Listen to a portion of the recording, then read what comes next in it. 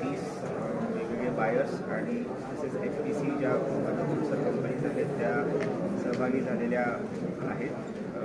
वाशिम जिल्ह्याचा जर विचार केला तर मागील काही वर्षांमध्ये तत्कालीन जिल्हाधिकारी मॅडमची सुरुवात झाली होती चिया क्रॉपची लागवड ही आता वाढत 6,500 हेक्टरपर्यंत याचा एरिया वाढलेला आहे.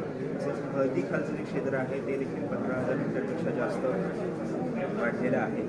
तर प्रशासनाचा प्रयत्न हाच आहे की हे जे क्षेत्र वाढत आहे तर या वाढलेल्या क्षेत्राच्या अनुषंगाने तेवढ्या प्रकारची डिमांड देखील शेतकऱ्यांपर्यंत आली पाहिजे आणि जे वाढतं उत्पादन आहे त्याला योग्य प्रकारे त्याचं मार्केटिंग देखील झालं पाहिजे. या हेतूने या मीटचा आधी आयोजन करण्यात आलेला आहे आणि अपेक्षा ही आहे की वाशिम जिल्ह्यातील शेतकऱ्यांचं उत्पन्न वाढण्यासाठी याचा नक्कीच हातभार लागेल.